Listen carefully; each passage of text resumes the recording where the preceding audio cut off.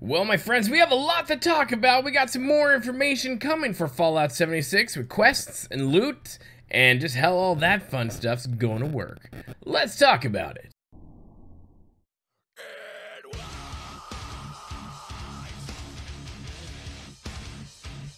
Hello, my friends. Boomy here once again with another Fallout 76 video for you, my Fallout brothers and sisters, lovers of the Wasteland. And if this is your first time here on the channel, make sure you hit that subscribe button, and your power armor will never, ever, ever run out of power. It's true. I guess you won't know unless you hit the subscribe button. Just saying. Well, my friends, we have some news that have come down the pipeline about loot, about questing, what happens to quests when you die, and, of course, what happens to camps if someone builds on top of it. Well, let's get right into it. Let's talk about it.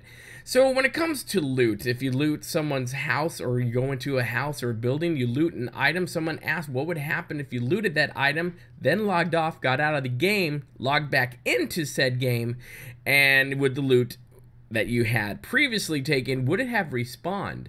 And Pete Hines came out and said, absolutely not. That is not a thing that's going to happen because all loot in Fallout 76, like in many other games, is on a timer. So if you go out and loot something and then log off and log back in hopes that it's there again, so you know you can like make out like bandits, it's not going to be there. You would have to wait a couple hours depending on what the timer is on that loot. And that actually makes sense because that's a mechanic that's in most games.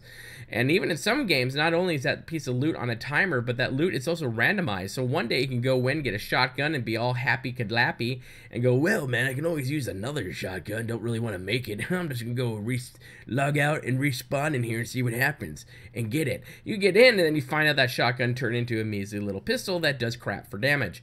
Now, some games do that. Not saying Fallout 76 does that, but that is just an example of some of the things they do when it comes to mechanics and how loot works in games. Now, when it comes to our camps, however, someone did ask whether or not if they built a camp, logged off, and then someone else built a camp exactly on top of their camp, what would happen to their other camp that they had? Well, they said that Pete Hines said the likelihood of that happening is extremely small. Why? Because the map is freaking 4 times larger than Fallout 4, and that was a large map. So yeah, the likelihood of you building a camp somewhere and then someone else building exactly where your camp is stupidly small, so it's not something to worry about. But let's just say it does happen.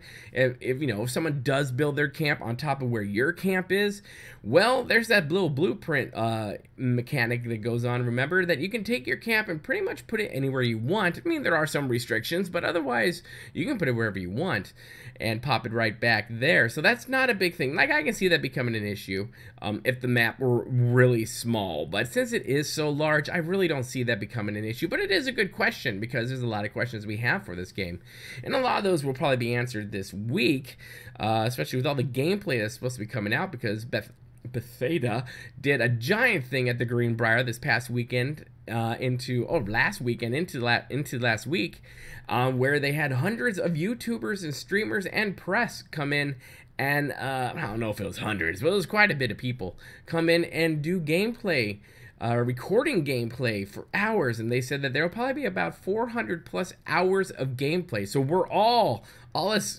Fallout content creators are all just like waiting for it, for those of us who were not there. And they were underneath NDA, so they couldn't really say anything about it because, reasons, right? Because, the beta, pre early test application, goes into effect, I believe, at the end of this week. The end of this week. So that should be interesting. I can't wait to see what it's like in there. From what I've been hearing in the grapevine, not through leaks, but from what I've been hearing, people are really excited about this game, especially when it comes to the solo aspect of it. But we'll dig deeper into that, my friends. Now let's get into what happens if you have a quest and you die doing said quest. What happens to the quest? Well, Pete Hines said that if you are doing a quest and you happen to die in said quest, you're just going to have to re-pick up that quest wherever you respawn. Now, because, the main reason, before I get into my monologue on that, the main reason for that is because you don't, like in Fallout 4, you can save your game. and then just, save your game, then go back to it. Like, oh, it didn't work. Okay, well, just, go back to where my last save point was and try it again. Oh, and there's other ways you can just go and try it again. I don't really remember dying too much in Fallout 4, but that's probably because the latter half I used God mode just so I can get through the story faster. Don't judge me, whatever. But in this case, the mechanic in the game itself will be saving the games for you. So you just respawn, pick up that quest again, and go about your business trying to beat the crap out of it.